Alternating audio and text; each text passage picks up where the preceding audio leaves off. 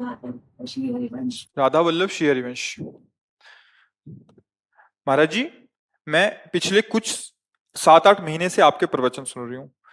मैं 23 साल से प्रिंसिपल के पद पर विद्यालय में सेवा दे रही हूँ। मैंने विद्यालय में विद्यार्थियों में परिवर्तन के लिए सुबह प्रार्थना सभा में कुछ मिनट का ध्यान एवं महापुरुषों जैसे चैतन्य महाप्रभु जी, स्वामी विवेकानंद महापुरुषों पर चर्चाओं की संस्कृति प्रचलित करने का प्रयास किया है। मेरा सवाल है कि आज आधुनिक शिक्षा प्रणाली केवल किताबी ज्ञान पर आधारित है। मैं मेरे विद्यार्थियों को किन नई विधियों से उनकी आध्यात्मिक ज्ञान की प्रगति में सहायता कर सकती हूँ? कृपया मेरा मार्गदर्शन करें। किसका प्रश्न है आपका? हाँ, सबसे पहले हमारी दृष्टि होनी चाहिए बच्चों की दिनचर्या पर। चाहे साधक हो या विद्यार्थी हो, जिसकी दिनचर्या ठीक नहीं है, उसका स्वस्थ ना विचार होगा और ना वो उन्नति को प्राप्त होता है। सबसे पहले दिनचर्या। अब हमारी नई पीढ़ी की दिनचर्या ही खराब हो गई, क्योंकि सूर्य उदय के पहले उठने की दिनचर्या बहुत मंगलमयी होती है। अब बच्चे 10 बजे सो के उठ रहे हैं, 8 बजे सो के उठ रहे हैं। कोई महत्व ही नहीं कि भुवन भास्कर जो ज्ञान प्रदान करने वाले बुद्धि के दाता हैं, जिनका पूर्व से लेकर के आज तक वो जो भी थोड़ी समझ रखते हैं, अर्घ के द्वारा उनका स्वागत करना, वेद मंत्र गायत्री मंत्रों के द्वारा उनकी अर्चना वंदना करना। तो चलो, तुम्हें मंत्र नहीं ज्ञान है, तुम्हें ऐसा ज्ञान नहीं, तो कम से कम उनके आदर के लिए सैया का तो त्याग कर दो। वैसे 4 बजे प्रातः उठना सबके लिए अत्यंत आवश्यक है। अगर प्रातः 4 बजे नहीं उठे और आप सैया में सो रहे हैं, भगवान सूर्य उदय हो रहे हैं, तो आपकी बुद्धि क्षीण हो जाएगी, आपकी आयु क्षीण होगी, आपका श्री कांति तेज नष्ट हो जाएगा। आप देखो चेहरों में कहाँ तेज दिखाई दे रहा है? कहाँ तेज है? कांतिमान चेहरा, प्रकाशमयी वाणी, पवित्र आचार विचार कहाँ दिखाई दे रहे? ना शौचाचार का ज्ञान है, ना कोई दिनचर्या है। तो पहले बच्चों को सुबह उठना सिखाएं, अपनी दिनचर्या ऐसी करें 10 बजे तक सो ही जाएं। तो 11, 12, 1, 2, 3, 4, 6 घंटे हुए। हम करें और 1 घंटे सो लें, 7 घंटे अगर सो ले तो 5 बजे जग जाएंगे। तो हमें लगता है कि सूर्य उदय के घंटा भर पहले जग गए, 1 घंटा मतलब लगभग 6 बजे सूर्य उदय होते होंगे, तो 5 बजे सबसे पहले उठे। सबसे पहले उठ करके 2-4 भगवान नाम लेना सिखाए। हम कह रहे माला नहीं, राधा राधा राधा राधा राधा राधा, बस। फिर उठकर माता पिता के चरणों को स्पर्श करे, जो बुजुर्ग जन है, बड़े जन है, सबके चरणों को प्रणाम करे। फिर जल पिए। जो बासी मुंह जल है ना, वो उदर के बहुत से रोगों को नष्ट करता है, ब्रह्मचर्य की पुष्टता करता है। फिर थोड़ा टहल कर शौच जाए, फिर स्नान आदि करे, फिर 10 मिनट दंड बैठक, बच्चे हैं ना, 10 मिनट आसन और 10 मिनट बैठकर प्राणवायु का संशोधन, अनुलोम विलोम, ऐसे मतलब 30 मिनट वो समय इसमें लगावे। फिर इसके बाद जैसे हम शास्त्र स्वाध्याय करते हैं, वैसे अपनी वो दिनचर्या में जो स्कूल में पढ़ाया गया है वो बिल्कुल स्मृति में बैठ जाएगा, स्मृति में। और आज का जो खान पान है, वो चाउमीन, पिज्जा, बर्गर, ये जो चीजें हैं, ये उनकी आंतों को कमजोर करेंगे, उनकी बुद्धि को गिराएंगे। क्योंकि अपवित्र और गरिष्ठ वस्तुएं स्वाद में तो अच्छी लगती हैं, लेकिन ये स्वास्थ्य के लिए या बुद्धि पवित्रता के लिए बिल्कुल हानिकारक हैं। छोटे छोटे बच्चे इन्हीं को खा रहे हैं। छोटे छोटे बच्चों के हाथ में मोबाइल है, जो जो चाहे वो उसको देख सकते हैं। कैसे उनका जीवन बनेगा? तो ये प्रातः की दिनचर्या करके फिर जब स्कूल जाएं, तो वहां जिसे आप कहते हैं ध्यान, तो बच्चे हैं वो किसका ध्यान करेंगे? ध्यान तब होता है जब हमारी एकाग्रता कुछ तो समिटी हो, कुछ तो हम ध्येय के विषय में जानते हो। ध्येय जिसका हम ध्यान धरने जा रहे हैं, उसके विषय में कुछ तो जानकारी हो कि हमें किसका ध्यान रखना है। जब ऐसे करोगे अंदर से पूरी चंचलता चल रही, ध्यान तो हुआ नहीं ना। हाँ, जैसे हम लोग जब स्कूल में थे तो जाते ही एक प्रार्थना करवाई जाती थी, ज्ञान हमको दीजिए, शीघ्र सारे दुर्गुणों को दूर हमसे कीजिए, लीजिए हमको शरण में, हम सदाचारी बने, ब्रह्मचारी धर्म रक्षक वीर व्रत धारी बने। पूरा सुबह सुबह अब इसका प्रभाव पड़ता है। प्राय वैसे स्कूलों में अब भी होती होगी। प्रार्थना करवाते हैं, प्रार्थना करवाने के बाद जैसे शनिवार को बच्चों का एंजॉय डे होता है मनोरंजन के लिए, उस दिन मैंने जैसे चैतन्य महाप्रभु दिया। हाँ। तो बच्चों को नहीं पता था कौन है। हाँ, महापुरुषों के चरित्रों का तब प्रभाव पड़ेगा, पहले हम अपने चरित्र को सुधारें। हम लोगों को चाहिए कि बच्चों के साथ एकांतिक बैठक करें, अब उनको बताएं कि देखो ये क्रिया करने से तुम्हारा पतन हो जाएगा, उसमें शर्माए नहीं। जैसे डॉक्टर अगर हमारे अंगों को देखकर शर्माएगा तो ऑपरेशन ही नहीं कर पाएगा। वो छोटे बच्चे हैं, वो गलत बच्चों की संगति से, अब आप बहुत बड़े महापुरुष का चरित्र बता रहे हैं, लेकिन बच्चों के संग से वो गंदी हरकतों में जा रहे हैं, वो गंदे व्यसनों में पड़ रहे हैं। पहले उनके चरित्र को हमें देखना होगा। अच्छा देखो, मोबाइल है, अच्छा है रखो, क्योंकि तुम्हें कोई मान लो जा रहे हो और अगर कोई ऐसा, तो आप अपने घर फोन कर सकते हो, आवश्यक भी है मोबाइल, पर उसमें ये बातें नहीं देखनी चाहिए, ये बातें सुननी चाहिए। उनकी आप पहले दिनचर्या सुधारो। अगर उनकी दिनचर्या नहीं सुधरेगी ना, तो आप महापुरुषों के चरित्र गाएंगे और उनके चरित्र बिगड़ रहे हैं, तो वो बैठेंगे आपके सामने शांत, लेकिन कोई प्रभाव नहीं पड़ेगा। छोटे छोटे बच्चों में वो जैसे संक्रामक बीमारी फैल रही है, ऐसे इंद्रिय को बिल्कुल जो छूट दे करके गंदी बातें वो बढ़ रहे हैं, क्योंकि हमारे पास सब तरह के बच्चे हैं, छोटे छोटे बड़े बड़े। तो सबसे जैसे अपने लोगों की एक दृष्टि होती है, एक दृष्टि गई तो पता चल जाएगा आप कितने दिन के ब्रह्मचारी हो, कितने आप कैसे भ्रष्ट आचरण वाले हो, वो दृष्टि में पता चलता है। कुछ ऐसे चिन्ह होते हैं, यौगिक चिन्ह, जैसे पता चल जाता है, बोले हम 20 साल से, तो वो पता चल जाएगा कि तुम गप मार रहे हो कि है ऐसा। तो जैसे 13-14 वर्ष का बालक है, उसकी हालत देखी तो कि भाई ऐसा, तो तब वो अपनी हालत वर्णन करता है कि मेरी हालत ये। तो हमारी सबसे प्राथमिकता उसकी दिनचर्या सुधारिए। महापुरुषों के चरित्र तब थोड़ा हृदय, अब वो अपने ही चरित्र से ही ना तो बैठे रहेंगे, पर वो जहां भागेंगे तो अपने चरित्र बिगाड़ने वाले। तो ऐसी उनकी पहचान बताई जाए। अच्छा स्पर्श क्या है, आपको कोई ऐसे स्पर्श कर रहा है मानो गलत स्पर्श कर रहा है, आपको कोई ऐसी सलाह दे रहा है मानो गलत सलाह दे रहा है। अगर आप ऐसा करते हैं तो आपकी बहुत हानि हो जाएगी, आप भूल भुलैया में फंस जाएंगे, स्मृति चली जाएगी, आपके शरीर में रोग पैदा। भयावह बात रखी जाए कि अगर ऐसा किया तो ऐसे परेशान। भोजन सुधारा जाए, उनके आचरण सुधारे जाए और उनसे मित्रवत व्यवहार किया जाए। टीचर का मतलब गुरु होता है, गुरु का मतलब माँ होता है। हमारे पास जितने भी लोग आते हैं उनको हमें प्यार देना माँ की तरह। माँ कैसे, थोड़ी सी गलती भी हो जाए डांट भी देंगे, लेकिन अपने बच्चे को जैसे हम डांटते हैं वैसे डांटेंगे। उसके साथ व्यवहार ऐसा नहीं करेंगे कि हमारा बच्चा होता उसकी जगह में तो हम कैसा व्यवहार करते। पहले अपने से प्रश्न करना चाहिए कि अगर मेरा बच्चा होता और वो हमारे साथ ऐसा व्यवहार करता तो हम कैसे करते। हम प्यार से समझाते, भाई चलो ऐसा। हमको वही दृष्टि रखनी है कि हमारे क्लास में जितने बच्चे, मानो ये मेरे ही बच्चे, किसी की गलती में उसको विरोध के द्वारा सुधारा कम जा सकता है, प्यार के द्वारा ज्यादा सुधारा जा सकता है। उसको बार बार प्यार से समझा करके तो उस पर हम विजय पाए। पहले उनकी दिनचर्या ठीक करें। अगर दिनचर्या ठीक हुई तो स्मृति और स्वास्थ्य, जैसे हमने कहा व्यायाम भी जरूरी। अब ये ठीक है ना, तो आप जो समझाओगे समझ में आ जाएगा।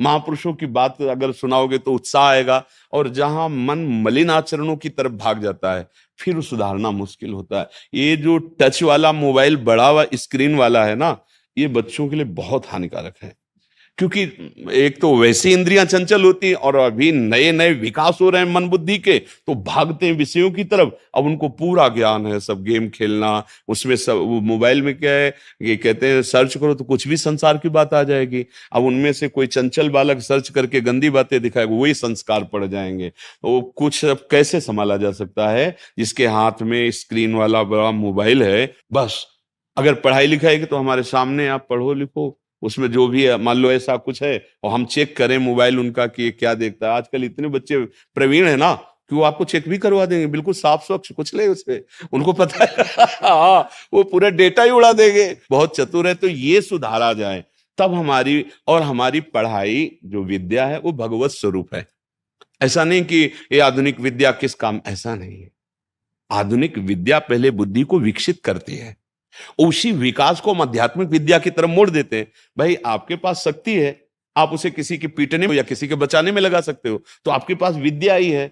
आप उसे किसी की चोरी, हिंसा, छल कपट या किसी को बचाने और किसी का समर्थन, समाज सेवा, देशभक्ति, माता पिता की सेवा, इसमें लगा सकते हैं, और आध्यात्मिक विद्या में भी। तो पहले विद्या प्राप्त करने के योग्य बालकों का खान पान, उनकी दिनचर्या, उनका उठना, उनका सोना, उनका संग, इस पर ज्यादा जोर दिया जाए, तभी बात बनेगी। अगर इस पर जोर नहीं दिया जाएगा, हम बात कर रहे हैं ब्रह्म ज्ञान की और वो मतलब स्थिति उनकी गिरती चली जा रही, तो वो बैठे जरूर रहेंगे, पल्ले कुछ नहीं पड़ेगा, क्योंकि पकड़ने वाली बुद्धि जो है वो गिर चुकी है, वो वासना में गिर चुकी है। इसलिए हम तो बहुत प्रार्थना करते हैं कि माता पिता भी अपनी दिनचर्या ऐसी सावधान रखो कि आपके संस्कार बच्चों के ऊपर पड़ेंगे। आप जहां घर में रह रहे हैं, जो वातावरण उपस्थित कर रहे हैं, उसी संस्कार से बच्चे पल रहे हैं, तुमको वैसे ही भोगना पड़ेगा। आप उनके पहले गुरु हैं। आपको कुछ बातें ऐसी सावधानी से रखनी है अपने जीवन की, जो उनकी दृष्टि में ना आवे, जो उनकी दृष्टि में आए और उनका पतन करे, ऐसे बहुत सावधान। अब ऐसे ऐसे मूढ़ पुरुष हैं, ले आओ बच्चा, वो बोतल रखी हो, गिलास रखा है, तुम पिता हो या उसके शत्रु हो? तुम हंसी मजाक ऐसी बातें, और फिर उन बच्चों को तुम चाहते हो कि देशभक्त बन जाएं, वीर बन जाएं और ये दुर्गुण त्यागी बन जाएं। कैसे बन जाएंगे? पहले आप अपना आचरण, यही सबसे बड़ी कमी है। तो हमें अपने आचरण सुधारने हैं। हमें बच्चों को सुधारने के लिए पहले उनकी दिनचर्या पर ध्यान देनी है। कैसे हमें बैठना है, कैसे हमें बोलना है, कैसी हमारी दिनचर्या होनी चाहिए। फिर उसके बाद विद्या कोई भी पढ़ाओ, उसका प्रभाव पड़ेगा। इसलिए हमारी प्रार्थना है कि बच्चों को हमारी दिनचर्या कैसी होनी चाहिए, इस पर सबको सिखाओ। हमारे मित्र कैसे व्यवहार करते हैं, तो वो गंदा व्यवहार है, वो कैसा व्यवहार करते हैं, वो अच्छा व्यवहार है। कौन सा भोजन हमारा स्वास्थ्यवर्धक है, कौन सा भोजन हमारे स्वास्थ्य की हानि करता है। फिर विद्या पढ़ाओ, जो अपनी दिनचर्या जो आधुनिक विद्या है, उसके साथ साथ महापुरुषों के, जैसे आप कहते हैं, चरित्र बताते हैं। अब ये है कि स्कूल में, जैसे अभी किसी ने बताया था एकांतिक में, वो नाम कीर्तन या कुछ है, भला कैसे शुद्धि होगी?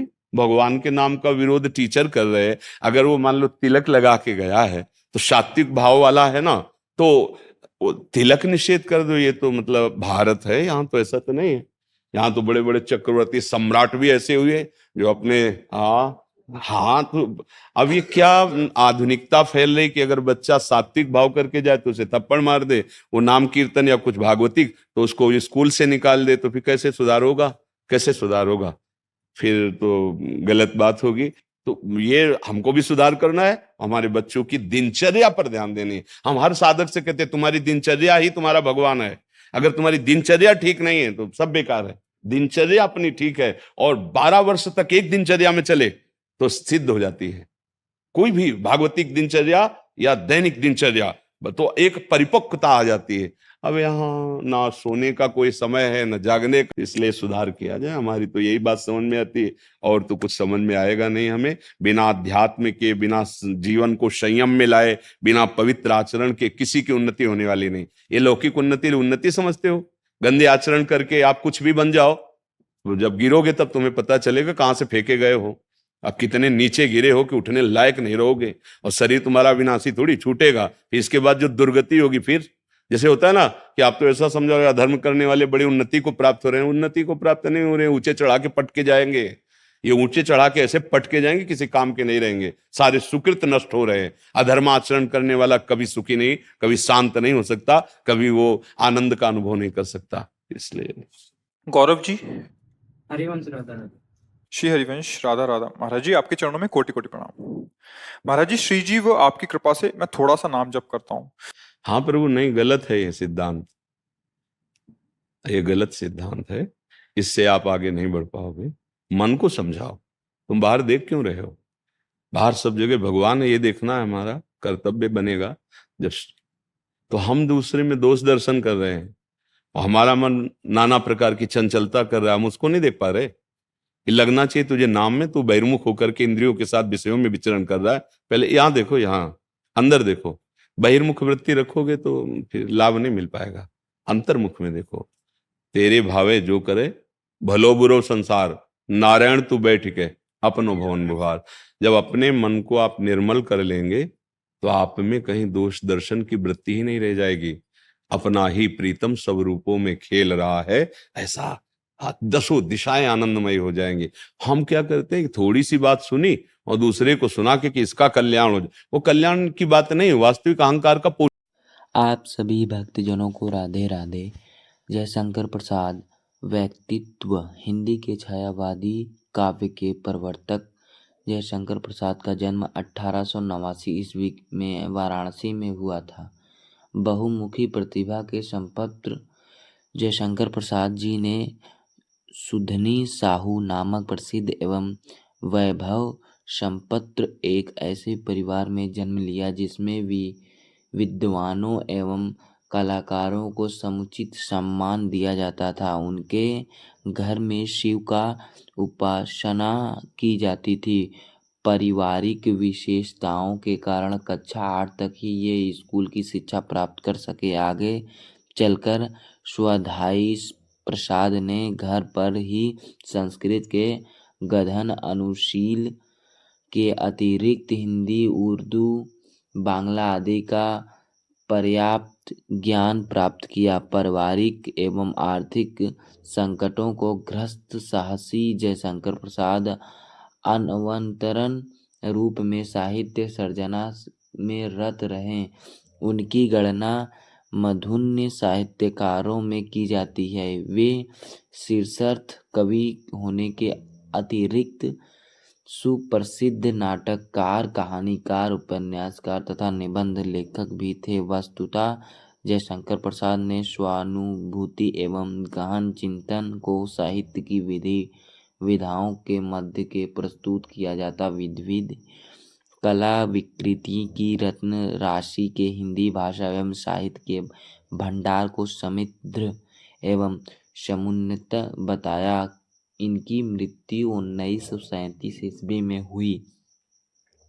कथा शिल्प एवं भाषा शैली प्रसाद जी की कहानियों की सांस्कृतिक चेतना था तथा उनके मनोवैज्ञानिक एवं भावनात्मक चित्रण पाठन के मन पर गहरी छाप छोड़ते हैं। उनकी कहानी रचना का धरातल साहित्यिक एवं कलात्मक और उनकी कहानियाँ मानवता की उद्बोधक हैं। छायावादी कवि होने के कारण उनकी कहानी रचना का धरातल उनकी अधिकतर कहानियों में गहरी भावनात्मक और सूक्ष्मता थी की विस्तृतता मिलते ही नाटकीय प्रतिभा एवं भावुक हृदय के अपूर्व संगम से उनकी अनेक कहानियाँ विशेष प्रभावशाली हो गईं।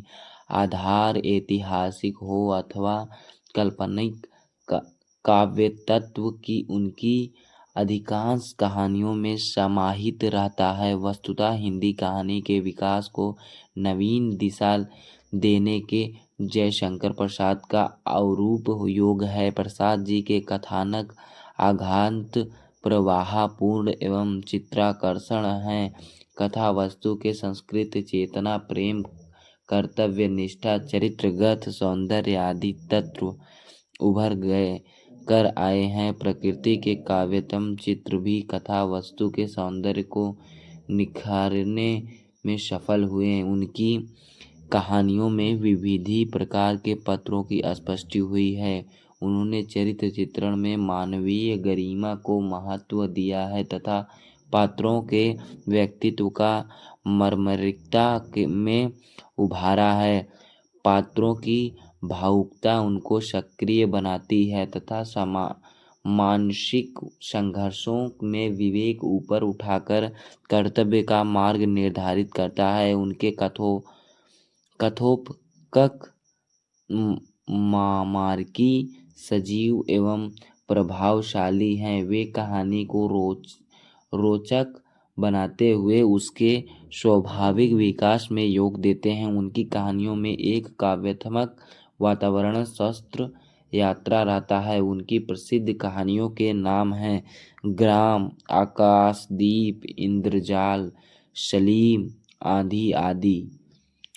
प्रसाद जी कहानियाँ की भाषा परिष्कृत, कलात्मक एवं संस्कृतिनिष्ठ है तथा शैली ललित, नाटकीय एवं काव्यमयी है। स्थिति एवं पात्रों की मनोदशा के कलापूर्ण चित्रण तथा कला वस्तु का सौंदर्य उभारने में उपयुक्त एवं कवि